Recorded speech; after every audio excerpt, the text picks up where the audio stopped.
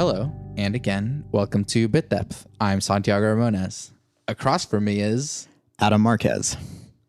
Crap, I've been thinking your name in the wrong pronunciation forever. Quez. Yeah. Yeah, I get that a lot. Well, this is why it helps to say things out loud and clear that up. What do you do? I'm a musician and a teacher, mostly. Of what? Music. But like, you play guitar. Yes, primarily guitar. Primarily guitar. What all do you play? Primarily guitar and then also bass. Okay. Just No drums, voice, whatever. nope. Not even. I barely claim bass, like skill wise. I'm not gonna even attempt those. So the usual foundational questions. How did you get started playing music? When did you get started playing music? I think the very first. Well, I know for a fact the very first time I played music was piano lessons. I think I was like 7 or something. Nice. Which, yeah, it didn't go super When did well. you stop? Yeah, probably 6 months after that. Right. So ride my bike over to her house Nice. and learned the notes and had a little book of flashcards with like, this is a whole note. This is a C. Like, but from there, it pretty much stopped and I didn't really pick it back up. Did that actually help? Not really, no. I kind of forgot most of that. Right. But Do you even still use notation or sheet music yeah. at all? Okay, Yeah. Cool. Yeah, that helped a lot whenever I was at ACM. Yeah, We'd have yeah. to do songs that are like horn parts. You could just pull up horn charts and just Okay, steal yeah. those. Oh, but then you have to transpose and crap. But yeah, It's a guitar. You just move your hand left or right. that's true. When did you start guitar? Guitar, I think I got my first guitar when I was 9, something like that, and started messing around with it. It was my dad's old guitar from I think like the 80s or 70s. It was a Sears guitar. Ooh, Yeah, it wasn't bad. Sears and Roebuck. Yeah, and I remember I had an older cousin that played, and of course, whenever you're that little and you've got an older cousin with long hair and rocks the guitar, he's They're the coolest person in the world. Of course, yeah. So I was super into it from then, but I didn't really practice much, and I bugged my dad like, I want a guitar, give me a guitar. And then one day he was out of town for work, and he came back and he brought me this big Esteban acoustic guitar he got from a pawn shop. Nice. And from then I got a couple books and started working on it. What even is Esteban? Oh, I looked it up. He was one of those like infomercial guys. Oh, okay. And he had like his own line of guitars, Yeah. which still a decent guitar. Do you still have it? Yeah, it's at my parents' house. Nice. Yeah. What was one of the first things that you learned how to play? Apart from all of like the hot cross buns and that kind of thing, the first real song and all that mess. Oh, of course. The first one I ever learned was La Bamba by Richie Valens. Nice. That's like one of my favorite movies of all time, and that made me want to play guitar too. Cool. Was that like, because there's songs that you learn because you're learning, but then there's also songs that you learn because you want to learn them. Was that like the first one that you wanted to learn? Yes. I remember sitting there, just none of the chords would ring out, just ding, ding, ding, ding, ding. Yeah. Then finally getting it. So are you more of a rhythm guitarist or lead guitarist? And is there even a need for that distinction? I don't know. When I think rhythm and lead guitarist, I think 80s music and like Avenged Sevenfold and stuff like that. I don't know. I'm pretty comfortable with either. It's hard to say that. Right. Just like, neither one. Yeah, well, I don't know. I enjoy playing lead stuff, but rhythm stuff is more important. That's a great answer. Lead stuff is fun. Rhythm stuff is what matters. Yeah. What's been the hardest or your biggest hurdle as you've been learning guitar? Biggest hurdle, probably ear training. Whenever I first started at ACM. Yeah. Just because I was self-taught, never really had any of the Right. ear training things, and it just wasn't up to snuff. So then I had to all the apps and all the stuff, and all the games, and just work on it from there. Learn, like, okay, I'm only gonna learn this song by ear. Like, I'm not even gonna look at anyone else play it. I'm not gonna, because. So how did you learn before? Just tabs and like? No, I was never really a big tab. Excuse me, big tab guy. Just because I don't know, just never really was. Yeah. So I would just, a lot of it was just like copying. Like I would just watch someone play it and then kind of like use context clues from like about where their hands were and kind of piece it together that way. That's actually kind of better than tabs. I don't know. Tabs just took me too long. Right. Well, no, it's because like there's so much room for error whenever you're, especially because you're looking at, you know, some hobbyist dude on the internet. 13-year-old like, me could have made this tab. Yeah, this is what the most correct version of Smoke on the Water is. Of course. But then what's been something that you've achieved in guitar that, you know, past you was like, I'll never achieve that. I really don't know. Are you talking about like just one big thing I thought I would never be able to do? Right, yeah. Shred, man. No. I don't have an answer for that off the top of my head. No, I think like you joke saying shred, but like shredding is a thing. Playing fast, yeah. Getting all your shapes down to where you can move across the neck. Yeah, like, I'm not even at that point yet, so it's like I don't know. It was always kind of like, I think it's called like Dunning-Kruger or something. That thing where you don't know what you don't know. Yeah. So I never really had that goal like so far ahead because I never really knew where I was at. Sure. Or whatever. Yeah. But and then just progressively getting better, and then you just I don't know. There never really was the carrot hanging from the stick in front of me. Sure. It's just like, this is fun. I want to keep doing it. Yeah. Since you teach a lot of students, what's a common thing that you find yourself telling students? Are you talking about like technique wise, like concept wise? Well, let's do technique and then concept. Technique wise, everyone always has issues with bar chords because bar chords are hard. I don't know. Is there even like a fix to that other than just keep doing it? Eventually your hand will be strong enough. What I always tell them is pretend you're pushing really hard with your thumb. Don't even think about your fingers. Like once you get them right there, because it's so much harder or so much easier to push with your thumb. Yeah. Fair enough. But that comes up quite a bit. Yeah. And then concept wise, like how do you explain the feeling of a thing? A lot of bad analogies. Yeah. Well, it depends on the concept. A lot of things are always slow down. Just try it slow. Yeah. Then like just more general concepts like, maybe don't start your solo with all of your notes at once. Like, start out, leave some space, like then build it up, make it exciting. Yeah. But, what were you listening to as you were growing up and being a young shredding man? I remember being in like 4th grade and a friend showed me Slipknot and I was like, that's it. I've found music. This is it. But no, even actually, let's go way back even before that. I still remember my very first CD. What was it? Well, it was NSYNC's No Strings Attached. Great. I can't remember if my sister gave it to me or if I stole it. I don't even remember. But I remember just sitting in front of the CD player and just listening to it over and over and over again. I still know those songs. Yeah. No, it never leaves you. Yeah. And then my parents had like, they had a Beach Boys Greatest Hits. Nice. And Carpenters and things like that. Yeah.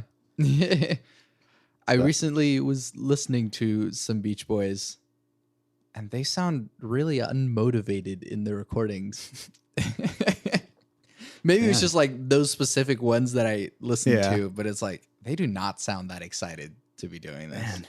But it was probably just long days in the studio or Probably. something. Those Beach Boys always phoning it in. What? I mean, I'm sure No, there I are get great what- ones. Yeah. But just I could hear kind of the weakness in the Like that was the last session of the day. Yeah, maybe. And then what has since made you rethink, oh, this is what music should be? What have you been listening to lately that has made you restructure how you think of music Well, outside of the world of Slipknot and Sync? oh man. One thing that I've kind of noticed is a lot of the music, there's less genres. It's just kind of blurring. Like everything blurs together, which I'm a fan of. Mm-hmm. But stuff that I was listening to recently, was that the question? Yeah. Recently, I've been listening to Anderson .Paak's new album. Mm-hmm. Have you ever listened to him? Yeah. Yeah, his newest album is great. I'm a big fan of it. Real groovy. Mm-hmm. Can't say that about much music lately, but the word groovy or funky is true. Yeah. What else have I been listening to? I don't know. Oh, That's a hard question. I don't have my Spotify playlist to just pull up and and then who are your guitar heroes? guitar heroes. Well, the very first one was Sinister Gates, Avenged Sevenfold. That's what made me want to start learning Shredding. scales. Yeah. Yeah. But since then, once I got to college, that's when I got into John Mayer. Learned a bunch of those songs, stole a lot of his riffs. More recently, if I was to come up with a top 3 list, one is probably Mateus Asado, who he got his start kind of like as an Instagram guitarist, but now he plays for Tori Kelly, and he still puts up like YouTube videos of him playing. And if I could play like anyone, it would be him. Nice. But then my other 2 is probably Sean Tubbs, who's like a session guy, and he plays with Carrie Underwood. Okay. But he plays a lot of like really outside lines and just crazy fast. And then a newer guy I've been getting into is another Nashville guy. His name is Guthrie Trapp. And he's the same thing. He can just play anything. Yeah. Like effortlessly. I think there's a perception of, guitar gods, and it's always shredding and crazy fast and whatever. But you just mentioned to like, I know we just talked about how genres is sort of falling away, but you just mentioned two like Nashville genre dudes. And so it's like, oh, they're playing country stuff. Surely they don't shred or whatever. But what comes out in the music that makes you go, oh, wow, this is really good? Yeah. Like, well, that's the question. Well, going back to the Nashville guys, stepping Mateus out of the way for right now. Sean Tubbs, he plays really uniquely, but a lot of times you'll hear just like an Eric Johnson, like crazy fast riff. It just like takes you out of the moment. You're like, whoa, what was that? And he's just really tasteful. Like he doesn't overplay when he doesn't. Yeah. But Guthrie Trapp is kind of the same way. He's mostly known as a country guy, like chicken picking and that kind of stuff. But dude can play some like bluesy music, some soulful like pop stuff. Like all these players, they're killer shredders, but they're even better melodic players. Yeah. Which brings me to Mateus Asado. If you haven't heard him, you should probably check him out. Sure. Like does a lot of double stops, a lot of real quick slides. Just a lot of. Maybe you did show me a little bit of something. I can't remember. Sounds familiar though. But yeah, super melodic, super tasteful. But can go fast when you need to. What separates guitar to you from other instruments? Why do you prefer guitar over trumpet or something? I don't. Let me think about that for a second. What separates guitar? Well, the only instruments I could really even speak on would probably be just guitar and bass, because those are the only ones I'll pretend to know how to play. But the biggest difference between the two for me is just like a mindset. Just because like whenever you play bass, you got to be foundation, and it's a lot more responsibility. Yeah. Like, like if I'm playing with a band and I'm playing guitar and I lose the changes somewhere, I'm like, oh, I'm lost. I can just kind of stop playing for a couple beats. Like, oh, that's where we are. And then come back in. Can't do that when you're playing bass. The song stops. Yeah. Like, you got to be solid. You got to know your stuff. And then you can't, you don't want to think shreddy. Right.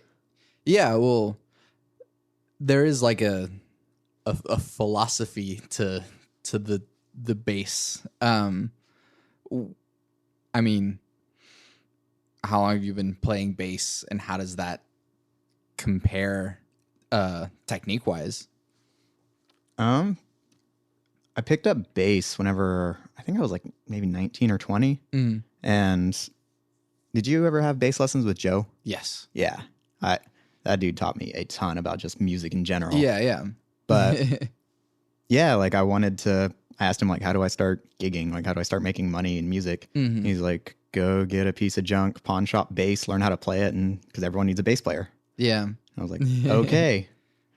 So Yeah. I got it and went home, and within like 2 weeks gave myself tendonitis in my left wrist trying to play it like a guitar player. Ooh.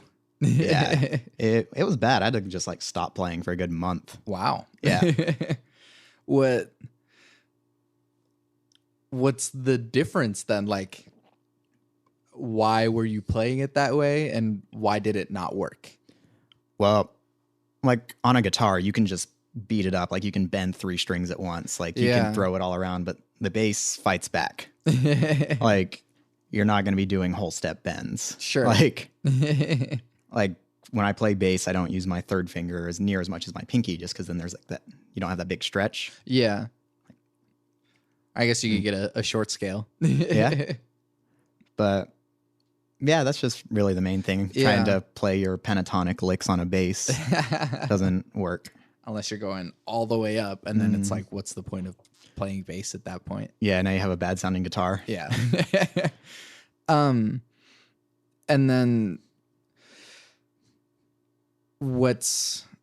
do you have like favorite bass players? Off the top of my head, it would be this guy. His name is Sam Wilkes. And do you know the band Knower? Yes. Yeah, he plays with Knower. Yeah. And he has his own album and plays with everyone else. He's primarily a session guy, but every time I hear him, I tune most of the music out. Like I just pick out that bass and I'm like, okay. Yeah. Oh yeah, jazz is a whole thing. Where are you with jazz? Because that's a layer of music that I think, especially with guitar too, that you can get to a certain point with like rock, and then once you uncover jazz, there's a whole other. What's a seventh? But what was the question? Where do I stand on jazz? Yeah. I'm a fan. Like thumbs up. I mean, no, I like I like all the concepts. I would never call myself a jazz guitarist, because then all the other jazz guitarists would beat me up and take my guitar. No, but I really enjoy the harmony, like all the chords. Yeah. Like that was one thing the guitar teacher I had at ACM, he just gave me this list of all these chords, like learn them. Yeah. Like, okay. Then it was pretty much, okay, now how can you make this? Like, here's this chord right here. How can you make it on the guitar? Yeah. And you have to build it like, okay, I'm going to put the root here, third here, flat 7 here. And then like, okay, wait, I don't want to put the 5th there. I'm just going to take that out and just. Yeah. You never need the 5th. But yeah, so I'm a big fan of the chords. I do like the chromaticism a lot. That's one thing I'll steal from the jazz genre and mix that in with all my pentatonic stuff. Yeah. There's a stereotype with guitarists being egomaniacs. Where does that come from? You know, man, I'm not even sure. It's just a thing. Like sometimes I'll have a new student come in and they plug their guitar and they immediately turn the gain all the way up. Oh man. Or like they'll come in and like, so what do you want to work on? I want to learn how to sweep pick. Like, Yeah. How old are you? 15. Like, that sounds about right. Yeah. But no, I don't know where that comes from. Why is sweep picking like the thing? I have no idea. I don't know. I'm trying to think like who's their not originator, but the guy that made it popular. I don't know. Maybe it just looks really cool. Mm-hmm. Like, because your right hand's just like, going. No, I don't know. I never got fully behind the speed picking train. Mm-hmm. Like raking. Oh, I'm all about raking. What's that? It's a muted sweep before you hit a note. Oh. Yeah. Or like, there's a whole bunch of terminology that like language that I probably don't know because I'm not a real guitarist. Who is? Fair enough. But oh, you were about to say something. Sorry. Yeah, feel free. I totally didn't have anything important to say. Because I'm trying to think of a different question. There was something that was going. Oh yeah. Okay. How does one make a living doing music? And yeah, that's the question, but when you find out, let me know, man. Are you asking me personally? Or just anyone in general? You and what your guess is. For me, most of it is teaching. Mm-hmm. Like sideman work whenever I can get it. Yeah. Either on guitar or bass. But for me, almost entirely teaching. Mm-hmm. Which is good because I enjoy it. Yeah. There's probably a question I should have asked earlier, but what made you decide music is what I want to be doing? Like, I'm not going to be an accountant or whatever a real job is. Like, I want to play guitar. Is what you're doing. I'd always been like the guitar guy in high school. Mm. Like starting from like sophomore year up. Like I would take my guitar to school every day. Right. We had a beginning guitar class in high school. I took it 8 times. Why? It was an elective. Fair enough. Funnily enough, I was only in high school for 7 semesters. Okay. So I took it twice my senior year. I had it first hour and 8th hour. And it was just the same class twice? Mm-hmm. Yep. Nice. But what made me decide to want to be a musician? Well, even whenever I was in high school making like terrible demos in my basement, I never even really thought about it. Mm-hmm. I never considered it a job. I was always like, this is fun. Yeah. And originally I'd wanted to be a carpenter. Like that was in my head because I did wood shop all throughout high school and really enjoyed that. But then like I was about to finish high school and I was like, you know what? Like I don't want this to be that thing where you're 50 and you look back and you're like, I wonder if. Yeah. You're like, might as well give it a shot. Yeah. Did your parents give you crap about it? No, not at all. My parents were super awesome about it. Yeah. Like that's one thing I was lucky about is they were always really encouraging with it. Mm-hmm. Whether I had a drum set in the basement, like pretending to know how to play it, just making a lot of noise, having cables strewn out everywhere all the time. They put up with it. Cranking the amp and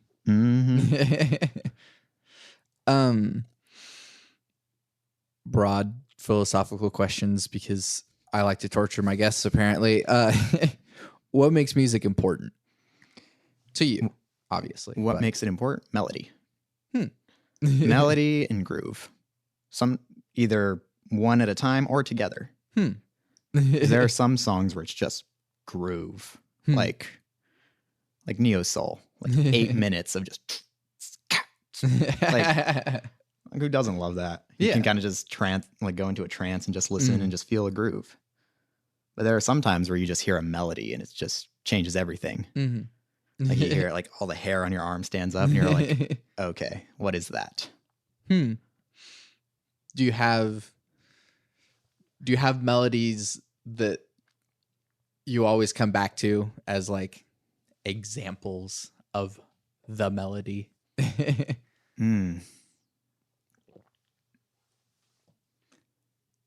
So one I can think of right now, because I bet you've heard of him, you know, Jacob Collier. Kind of everyone's going crazy over all of his crazy music stuff. He's got a song on his first album called In the Real Early Morning. And it's not all of his craziness, like scales he makes up or whatever, like all this 50,000 tracks in Logic. But it's just fairly simple, and he uses a lot of silence. Like you can hear it just go dead quiet. Yeah. And it's just real soft, and it's just got a really beautiful melody. That's the first one I can think of off the top of my head. What is it about complexity that is so, I mean, we as musicians kind of dig really deep into the complexity, and I mean, we both watch Adam Neely videos. What is it about that is so, I don't know, just pulls us in? Well, going back to my answer earlier, like it's fun. It's fun. It's kind of like that whole, I don't know, like manifest destiny. Like, all right, I'm here. What's next? Yeah. Like, okay, I get this. What's next? But I don't know. I think that's mostly what it comes back to is like, it's fun. Enjoy it. I want to explore, find a new sound. Yeah. Speaking of new sounds, is rock dead? I'm not the person to ask for that because I don't really listen to a ton of rock music. Yeah. So, is guitar music dead? No. No, I don't think so. Because everything has sort of become very electronic and kind of back to piano a lot. Yeah. But the guitar has sort of faded into the background of the mix, really. Yeah. What keeps guitar around? That is a good question. What keeps it around? Versatility, I'd say. Yeah. Because like even a guitar with no effects lined up, like you can get a lot of different sounds out of a guitar. Yeah. But no, I don't think it's dead because like even in pop music, there's not really solos or anything like there was in the 80s guitar music, but it's there. Like there's riffs and whether it's chunking out chords or if it's playing like little funky scratch thing or something in the background. Yeah. But no, I don't think the guitar is going anywhere. Yeah. I hope not anyways. Be out of a job. Well, I still remember like being surprised some years back hearing a Lady Gaga song with a saxophone solo in it. Whoa, what freaking year is it? So, I mean, I guess anything can come back. But we're talking a lot about genres, and I feel like we're getting to the point to where genres are meaningless. Yeah. How do we describe music without genres now? Man, I have no idea. Because sometimes people that I don't talk to all the time or people I just haven't seen in a while are like, oh, what kind of music do you like? Or like I don't know. I usually just say pop music at this point. Like a lot of the stuff I like is very pop influenced. But I mean, yeah, it's jazzy, it's electronic, it's new. Yeah. It's like what genre is newer? Like electronic, jazz, funk. I don't know. But even still, like I always just go like, here, check this out. Yeah. Or, no, go ahead. I don't know. I'm just trying to think of just different examples. Yeah. And we're getting to a point now that genres don't do enough to explain what's going on in music. Yeah. And I mean, rap now. I remember recently a friend asking someone else, is mumbling into a microphone with a beat behind it still rap? That's a good question. I don't know. I don't have any clever answer or anything, so I'm just probably. Well, and that's a real answer though. Yeah. Because everything is always maybe. It depends. Yeah. So what do you think is going to be the sort of pioneering thing in music of tomorrow? Are you talking about like pop and mainstream or just like new things in general? Either. Because pop gets influenced by new weird things, but then the new weird things are also kind of, they have to go somewhere too, if there is a somewhere. Yeah. I don't know, because everything, I'm just trying to think of all the trends that are popular now, like trap beats and trap hi-hats. Sure. Which I'm a fan of. The hype. Dilla beats are everywhere. Like, you can't escape those at this point, which isn't a bad thing. It's hype. Yeah. I don't know. I'm trying to think of pop songs that I really like. I don't know, songs that are past 1, 5, 6, 4, like things that, like, that's one thing that drew me to like Sia. Have you ever listened to Sia? Yeah. Like they're all in minor keys and they're all, she's got a sound like you hear and like, oh yeah, that's Sia. Yeah.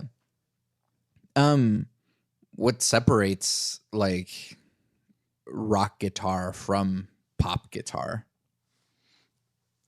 At least for me, it's focusing more like major pentatonic instead of minor pentatonic. And if not, just the actual major scale. Yeah. And just coming up with cute and clever ways to voice chords that make them sound better, make them fit better in a mix. Yeah. I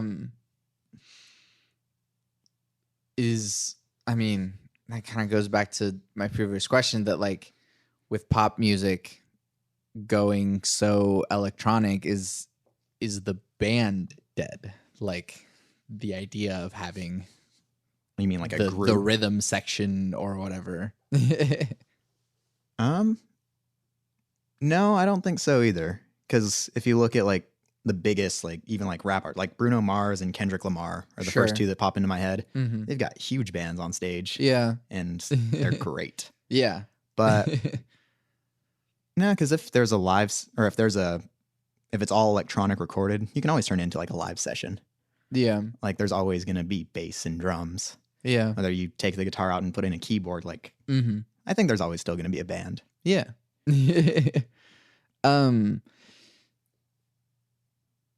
Is there such a thing as bad music? The teacher in me wants to be like, no, it's whatever you like is good. Stick with that. But I think it depends per person. Like for me, there's some bad music. Right. There's some music I do not enjoy. But another thing I always tell all my students is it can be the worst garbage song ever, but you can learn something from it. There's always something, whether it's, oh, whoever played on this session did this right, or this engineering trick is cool, or this composition thing. Yeah. Even if you hate the song, there should be something you can get out of it. Yeah. But yeah, there's some songs where it's just kind of like, just kind of have to hold your nose and be like, nah. Then what makes good music? If I knew that, I would have hit songs. Well, what makes you like music that you consider good? Creativity is always one thing where it's just something that makes, because if I have music on in the background and I hear something that makes me just stop and like, okay, rewind. What was that? I've never heard that. Yeah. Again, like you can't go wrong with a good melody. Yeah. Like a good chord progression. Yeah. Good groove. Anything that you like about a song, just turn that way up. Yeah. Very American. Take a thing and turn it all the way up. And ruin it for everyone else. Yes. Going a little bit more broader philosophical, does music make the world a better place? I think so. Because any situation you have, you can make it better with music usually. Like fine dining, where they have like the wallpaper music or the violin player. Sure. Weddings, movies. Yeah. Like imagine sitting through a 3-hour movie with no score. Like it'd be terrible. I mean, there are some movies that pull it off, but it's like a creative decision. That's fine. Yeah. But yeah, I think music definitely makes the world a better place. Is music necessary? I find myself, sort of arguing with myself, being like, I just make music. It's not important. Yeah, that's why I was telling people, like, I just make sound. It's not a big deal. Right. Again, I'm going to default back to the it depends answer. Because for me, it's very necessary. Yeah. Like, it's what I do. Yeah. But some people just don't really care about music. Like, I've had some students come in where their parents are just making them come in, like, you're going to take guitar lessons. Right. And it's like, well, what kind of music do you listen to? I'm like, I don't really listen to music. And it just blows my mind. Like, I remember being 5 years old, sitting in front of a stereo. Yeah. And they're like, I don't listen to music. But then here's all of this. I know, it's like, let me corrupt your mind. Yeah.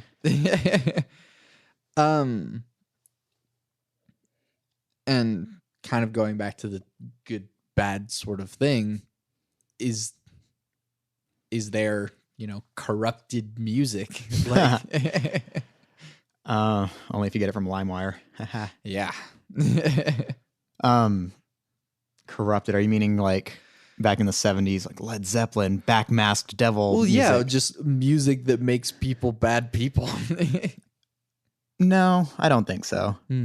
Because I used to be really into metal music when I was like in high school, like when I first graduated. And I've gone to metal shows, decent amount of them.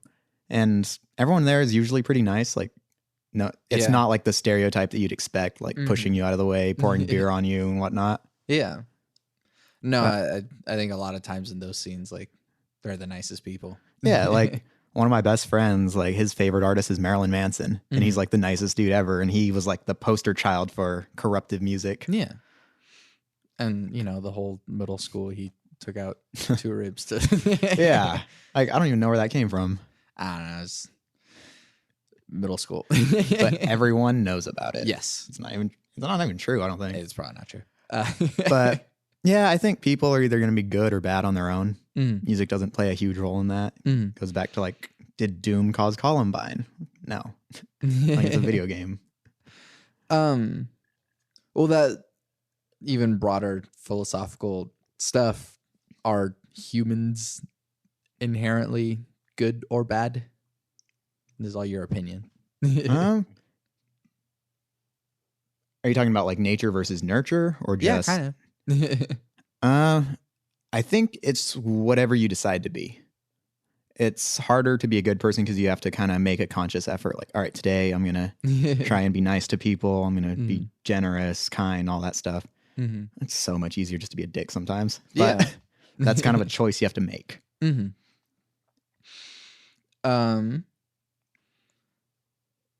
How do we reduce the division that keeps, I guess, permeating our culture, especially in America?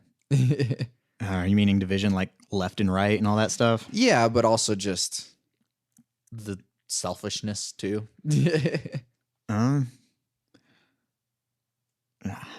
That's a great question. Right.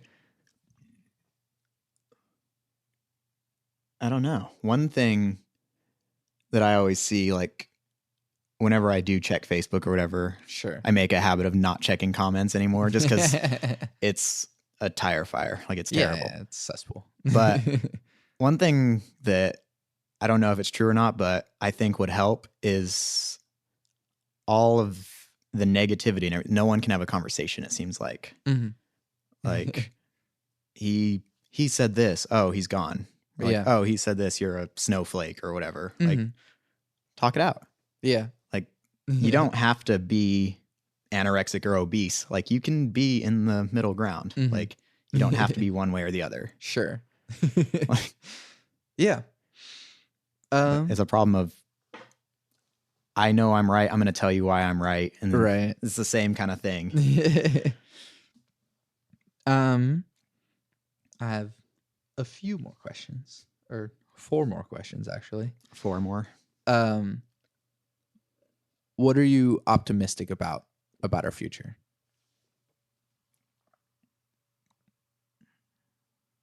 Do you mean as a country or as individuals, human race? Like, more human race, sure. I don't know. Because following all the news and stuff, I don't really it doesn't lead off like, well, here's what you can be optimistic for. I don't know.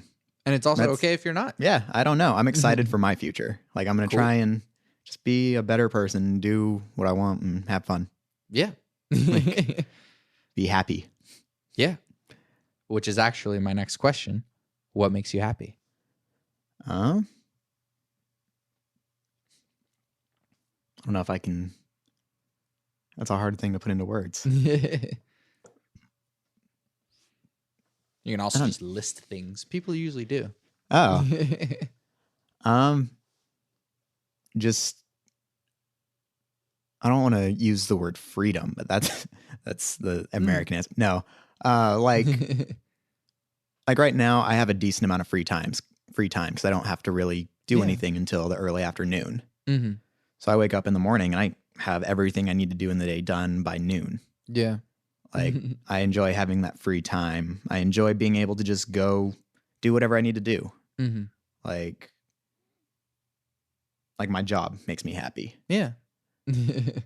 Like, I used to work a job where I worked a lot more hours and made a lot more money, but it sucked. Yeah.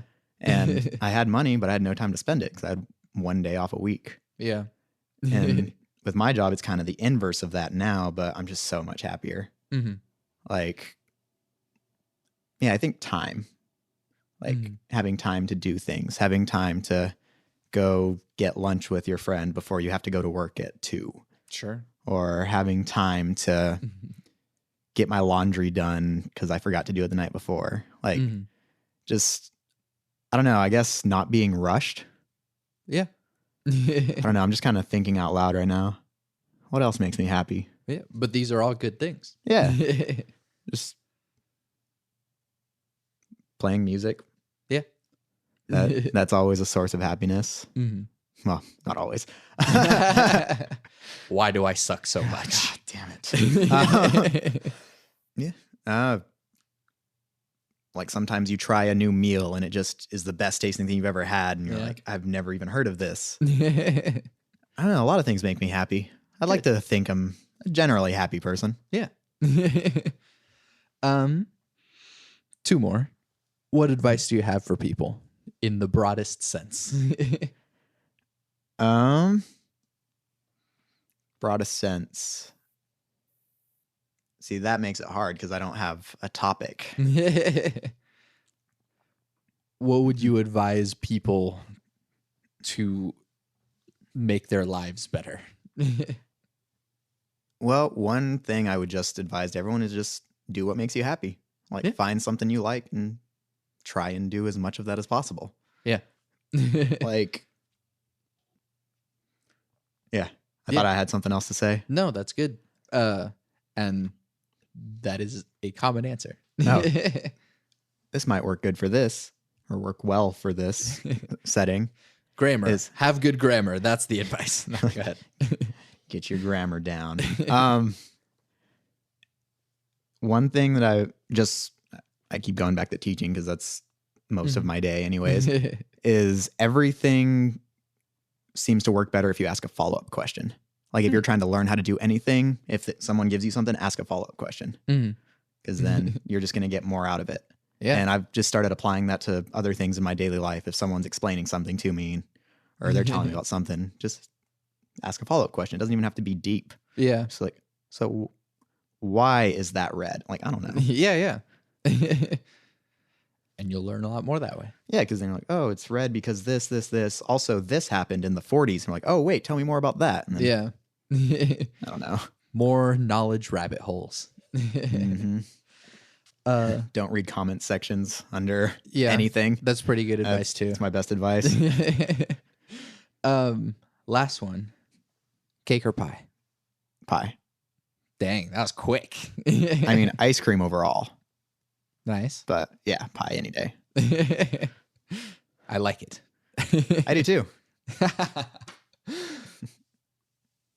Adam, thank you for doing this with me. Yeah, thanks for having me. This has been fun. Where can we support you in your things? If there are things that you want supported. You can find me on Facebook. That's the main thing. Yeah.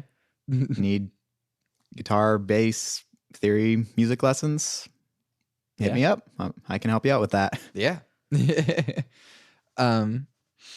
Yeah, you do that all day. Yeah. Yeah, for the last couple of years, and it's been great. Awesome. Once again, I'm Santiago Ramones. I'm Adam Marquez. You can find everything that I do on my website, santiagoramones.com. I make music. You can download or pay for or do whatever you want with my demo, Songs with Words. There will be more music eventually as well. And there's a concert in February 20th. And that is a free concert. And the electric experimental music trio Power Cycle that I'm in will be playing some weird music about probably love and chocolate and soul and whatever else we decide to put on that concert. Where can I see this concert at? It will be at the Jazz Lab at UCO, 7:30 usually. Yeah, and there's free pizza. Oh, That's the best part. You don't have to worry about all the music and stuff. There's free pizza. I'm excited to hear your new songs. I really liked your last album or EP or whatever you called it. Well, thank you. And you can find this podcast on all of the usual places. If there's actually a usual place that you go to and you can't find it there, let me know so I can put it there. But this is on Apple Podcasts. It's on YouTube. It's on Stitcher and Google Play. And hopefully all of the other apps pull it off of those things to get it everywhere else. I always end my podcast with my 3 things. They shape my life philosophy. Those 3 things are: love never fails. It's going to be okay. I might be wrong.